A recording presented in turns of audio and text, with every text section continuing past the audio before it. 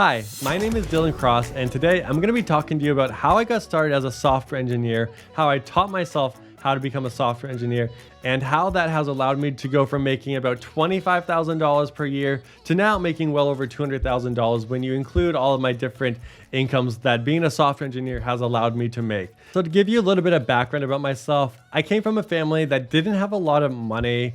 We lived paycheck to paycheck, and we always had to worry about the bills. My family never had really any highly educated people in them, so I never saw anyone that was really quote unquote successful. Funny enough, I never imagined that software engineering would be that path that I needed and that I could use. So it all started in my junior year of high school, where I had a couple of spaces that I had to fill for classes, and I ended up getting kind of forced into taking these web development classes that I had no idea what they were about, what I was going to learn, but I was like, fine, they have something to do with technology, and I was really interested in computers, and I didn't want to take the Word classes they had or anything like that because those were just really boring.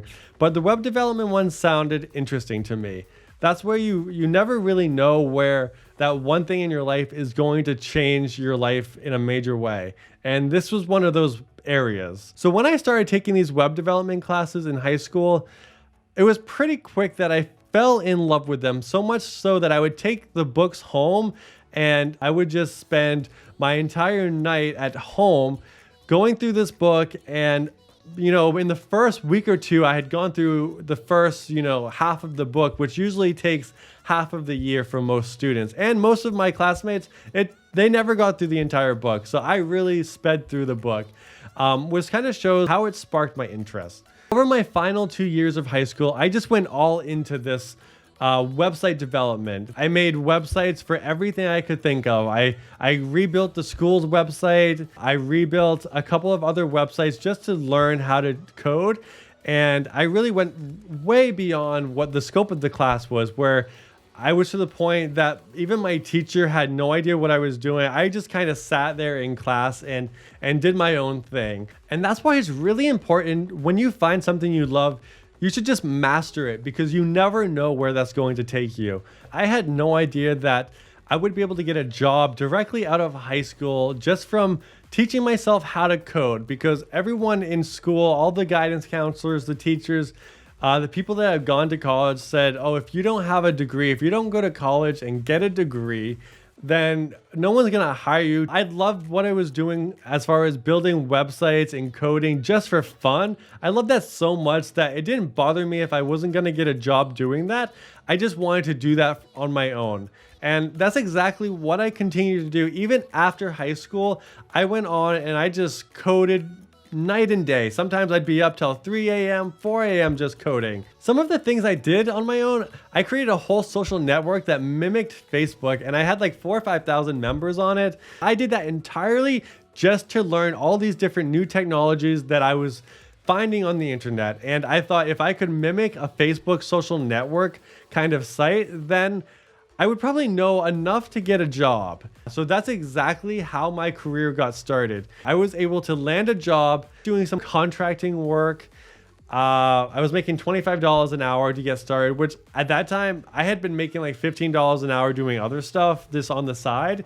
So $25 an hour to me was huge because, like I said, I grew up in a family that didn't have a lot of money, and most people in my family made either minimum wage or pretty close to it. From that point, when I got my first job in about 2011, 2012 timeframe, just as a part-time contractor, from there, I continued working and I continued learning how to code even better.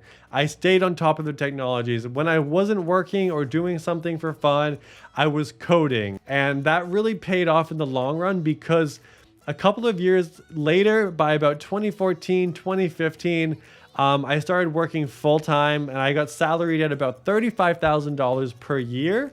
And that's just where I saw my career just start taking off. By 2016, I was making, close to $60,000. I was able to go from $60,000 in 2016 to in 2018, I jumped up to about $140,000 salary. But it didn't stop there, because over the next year and a half, I would go on to increase my salary to about $190,000. The fact that I did this without a college education, I just look back and I see everyone that told me that I wouldn't be able to be successful without a college degree. I just look back and I'm like, look, I made it. I didn't waste 4 years in college learning a bunch of stuff I'll never use again. Instead, I got actual experience working, which if you've ever applied to a job, you know that they care more about your experience, the number of years of experience, than they really care about where you went to school, what you studied, and all of that. Of course, some professions, they're going to care what you studied. You've got to do well in school to be a doctor. But a lot of professions now, like software development, graphic design, YouTube is a great place that a lot of people are making a lot of money. So it just shows if you follow what you love, you can do anything. The other great thing is with software development, I did a lot of freelance work on the side as well, where I'd make about $20,000 extra per year. I used that for my seed money to start buying investment property, because that's the other thing I love. But it has allowed me to invest in properties, and currently I own about $1 million property, multifamily in Boston, where it's generating me about $60,000 per year, but I'm able to make well over $200,000, about $225,000 per year without a college degree. No college debt, I like to say. So I talked about all of this because what I really want everyone watching to take away from this is that 1, you don't need college to be successful. 2, if you love something, really dedicate your time to it. Do everything you can to master that, and you can turn it into a career and not just a hobby, as I did. So if you're watching this and you're wondering, how can you be successful without going to college, or if you want to do something else on top of what you're currently doing, maybe you have a full-time job that you don't love and you want to get into, whether it's software development, graphic design, or whatever it may be, the main message I have for you is just stick to it.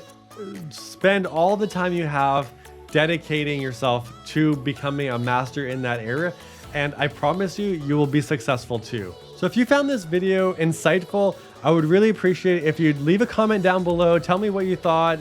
Ask me questions if you have any questions. But if you really liked it, like the video down below. And if you want to know more about my journey and also what I've got coming up, I've got a lot of real estate related videos, finance related videos, and personal self-help videos that I'm going to be releasing very shortly. So if you'd like to catch those, please subscribe down below, and I look forward to seeing you in the next video. Thank you.